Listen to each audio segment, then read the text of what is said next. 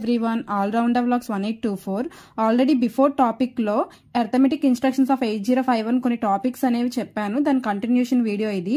Next one division AB function వచ్చేసరికి ఏంటి అంటే డివిజన్ ఆపరేషన్ అనేది చేస్తుంది. ఫ్లాగ్స్ ఏమేమి ఎఫెక్ట్ అవుతాయంటే ఓవర్ఫ్లో ఫ్లాగ్ ఒకటి, క్యారీ ఫ్లాగ్ ఒకటి, ఈ రెండు కూడా ఎఫెక్ట్ అనేది జరుగుతుంది. ఎగ్జాంపుల్ దీనికి కూడా మీరు 2 ఇన్స్ట్రక్షన్స్ ఇచ్చుకోండి. మూవ్ ఏ యాజ్ 35 అని ఒక ఇన్స్ట్రక్షన్ ఇచ్చాను, మూవ్ బి యాజ్ 10 అనే ఇన్స్ట్రక్షన్ ఇచ్చాను. ఈ రెండింటికి ఏంటి అంటే మనం ఒక డివిజన్ ఆపరేషన్ చేయాలి. అందుకే మనం ఏం చేస్తాం షార్ట్ కట్ లో డిఐవి అంటే డివిజన్, డిఐవి ఏబి అనే ఆపరేషన్ రాస్తాం. దీనికి ఇప్పుడు 10 కి 35 కి చేస్తే మనకి ఏమొస్తుంది చూడండి. 10 కి 35 కి ఆల్రెడీ అందరికి డివిజన్ వచ్చిందే, రాలేని వాళ్ళు అంటే ఎవరు ఉండరు. సో 10 3 30, 5 ఆల్రెడీ రిమైండర్ 5 మిగిలిపోయింది, కోషియంట్ ఏమో 3 వచ్చింది. ఆ రిజల్ట్ ఇక్కడ మనం వేసుకోవాలన్నమాట. ఏలో నాకు 0.3h అనే కోషియంట్ వాల్యూ వచ్చింది, బిలో 0.5 రిమైండర్ వాల్యూ వచ్చింది, క్యారీ అనేది 0 వచ్చింది, ఓవర్ఫ్లో అనేది 0. అంటే క్యారీ అనేది నాకు ఏ వాల్యూ రాలేదు, ఓవర్ఫ్లో కూడా ఏ వాల్యూ అనేది రాలేదు, అందుకే 0 వాల్యూ. ఎగ్జాంపుల్ 2 సేమ్ 2 ఇన్స్ట్రక్షన్స్ ఇచ్చుకుంటారు మీకు నచ్చిన value.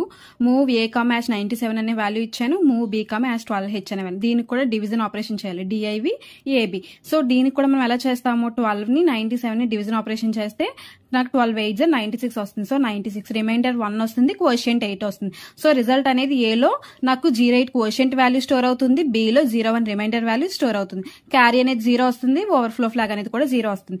6th one INC instruction function వచ్చేసరికి ఏంటి అంటే ఇంక్రిమెంట్ ఫంక్షన్ ఆపరేషన్ అనేది ఎగ్జిక్యూట్ చేస్తుంది. ఫ్లాగ్స్ వచ్చేసరికి నన్ను అంటే నాకు ఏ ఫ్లాగ్స్ అనేవి కూడా ఇక్కడ ఎఫెక్ట్ అనేది జరగదు. ఇందులోకి వచ్చేసరికి ఫస్ట్ వన్ ఇంక్రిమెంట్ ఆపరేషన్ చేస్తున్నాను కాబట్టి ఐఎన్సి అని రాశాను. అంటే ఏదైతే మీరు అక్యుములేటర్ వాల్యూ ఇస్తారో అక్యుములేటర్ +1 అంటే ఇంక్రిమెంట్ చేస్తున్నాం కదా, సో +1 ఈ రెండింటిని కూడా మనం ఏం చేస్తున్నాము అంటే ఎక్కడ స్టోర్ చేసుకుంటున్నాం, ఏలో అంటే అక్యుములేటర్ లో స్టోర్ చేసుకుంటున్నాం. The contents of accumulator is incremented by 1.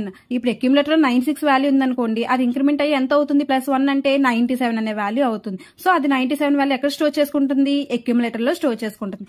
Second one same increment r(n) అంటే ఐఎన్సి రిజిస్టర్ వాల్యూ ఇచ్చారు. రిజిస్టర్ వాల్యూ కూడా అంతే, రిజిస్టర్ వాల్యూ +1 ఇంక్రిమెంట్ చేసి వచ్చిన రిజల్ట్ ని రిజిస్టర్ వాల్యూలో స్టోర్ చేసుకుంటాం. ఎగ్జాంపుల్ దీన్ని ఎలా రాయొచ్చు, ఐఎన్సి ఇంక్రిమెంట్ r(n) అంటే నాకు ఏదైతే కంటెంట్ కావాలో అలొకేషన్ కదా మనం తీసుకుంటాం. సో నాకు R7 అనే వాల్యూ కావాలి, అందుకే నేను R7 అని తీసుకున్నాను. అలా మీకు R5 కావాలంటే R5 అనేది కూడా తీసుకోవచ్చు. థర్డ్ వన్ ఐఎన్సి డైరెక్ట్ అంటే డైరెక్ట్ వాల్యూ. డైరెక్ట్ లో మనకి ఏముంటుంది, 8-bit address of internal RAM SFR, ఆ ఉన్న దాంట్లో ఉన్న డేటా +1 రెండింటిని యాడ్ చేసి మనం ఏం చేయాలి, వచ్చిన రిజల్ట్ ని డైరెక్ట్ లో స్టోర్ చేసుకోవాలి. ఎగ్జాంపుల్ దీన్ని ఎలా రాస్తాం, ఐఎన్సి డైరెక్ట్ ప్లేస్ లో వాల్యూతో కన్సిడర్ చేస్తాం కదా, 47h అనే వాల్యూ నుంచి నాకు డైరెక్ట్ గా వాల్యూ కావాలి. సో 47h అనేది రాశాను.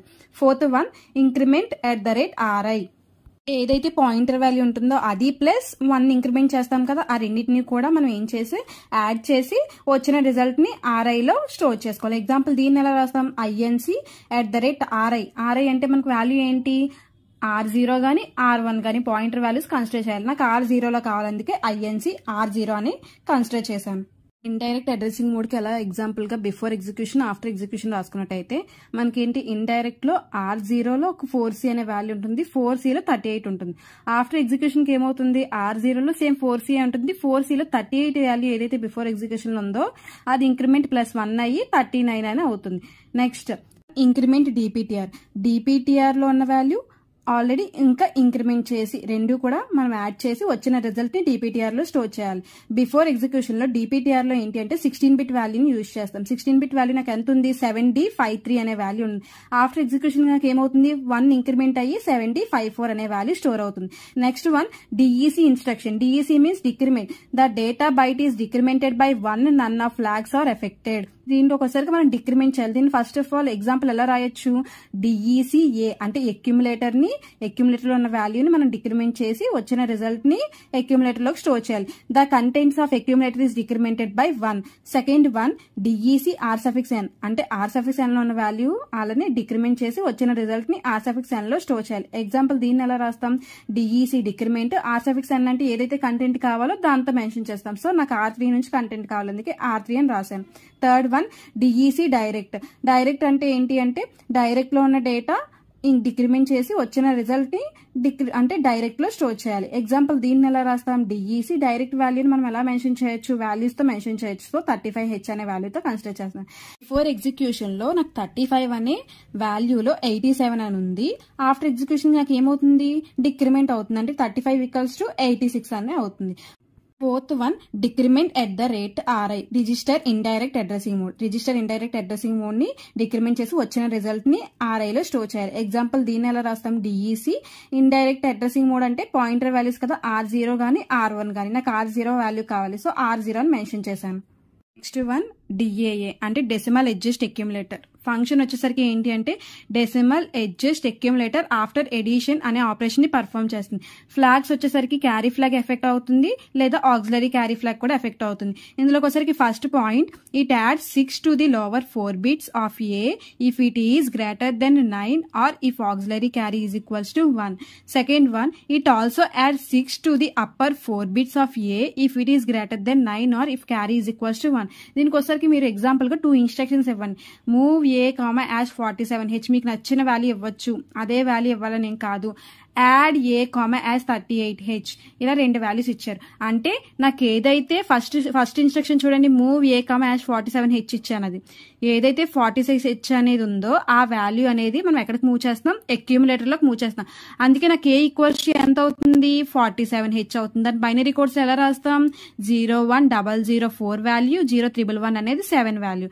నెక్స్ట్ యాడ్ A, #38H అంటే 38H వాల్యూ ఉంది, ఏలో ఏమో నాకు ఆల్రెడీ 47H వాల్యూ ఉంది. రెండింటిని కూడా యాడ్ చేసి వచ్చిన రిజల్ట్ ని అక్యుములేటర్ లోకి మూవ్ చేయాలి. 47H + 38H కలిపితే 7FH వచ్చింది. బైనరీ కోడ్స్ లో కూడా రాశాను, మీరు రైట్ సైడ్ చూడండి. 47 కి 38 కి బైనరీ కోడ్స్ లో వేసి ఎడిషన్ చేశాను. 47 అంటే 0100 0311 0011 1300 38 వాల్యూ.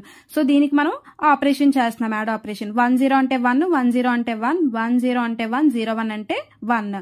ఇవి ఏంటి అంటే మీ రైట్ సైడ్ ఉన్న ఫస్ట్ బిట్స్ ఏంటి అంటే లోవర్ బైట్స్, ఇవన్నీ కూడా లోవర్ బైట్స్. నెక్స్ట్ వన్ అన్నివి అప్పర్ బైట్స్ అనమాట. 01 అంటే 1, 01 అంటే 1, 10 అంటే 1, 00 అంటే 0, 0311 అనేది 7 వాల్యూ. బైనరీ కోడ్స్ లో 4 1s అనేవి F వాల్యూ, 7FH. అంటే ఇందులో లోవర్ బైట్స్ ఉన్నాయి, అప్పర్ బైట్స్ ఉన్నాయి. మీ రైట్ సైడ్ ఫస్ట్ ఎంటరింగ్ లో ఏదైతే ఉన్నాయో అవి లోవర్ బైట్స్, దాని పక్కన ఏవైతే ఉన్నాయో అవి అప్పర్ బైట్స్. లోవర్ బైట్స్ అనేవి ఎప్పుడైతే గ్రేటర్ దెన్ 9 ఉంటాయో అది ఆక్సిలరీ క్యారీ = 1 జనరేట్ చేస్తుంది అని చెప్పారు. నాకు ఇక్కడికి వచ్చేసరికి లోవర్ బైట్స్ లోనే మాత్రమే గ్రేటర్ దెన్ 9 ఉన్నాయి, 9 కంటే ఎక్కువ ఉంది. అంటే F అనేది 9 కంటే ఎక్కువ. సో అంటే 15 అని F వాల్యూ అనేది 15 వాల్యూలో ఉంది. సో నాకు ఆక్సిలరీ క్యారీని జనరేట్ చేస్తుంది. అదే అప్పర్ వాల్యూ అంటే దాని పక్కన ఉన్న వాల్యూ అనేది మీకు గ్రేటర్ దెన్ 9 ఉంటే క్యారీ = 1 అని జనరేట్ చేస్తుంది. నాకు నార్మల్ గా 47 38 చేస్తే 85 రావాలి, కానీ నాకు అలా రాలేదు కదా. అప్పుడు నేను ఏం చేస్తున్నాను, 47 38 కి అడిషన్ చేస్తే 7F వచ్చింది. 7F కి నాకు ఏమన్నాడు, lower byte upper byte check చేసుకోమన్నాడు. లోవర్ బైట్ గ్రేటర్ దెన్ 9 వస్తే 6 యాడ్ చేయమన్నాడు. సో 7F కి నేను 6 యాడ్ చేస్తే 85H అనే బైనరీ కోడ్ లో వాల్యూ వస్తుంది. రిజల్ట్ అనేది మనకి 85. సో అందుకే డిఏఏ A = 100000101 = 85H అనే వాల్యూ స్టోర్ అవుతుంది. ఈ వీడియో నచ్చినట్టయితే లైక్ చేయండి, షేర్ చేయండి, కామెంట్ చేయండి, సబ్స్క్రైబ్ చేయండి.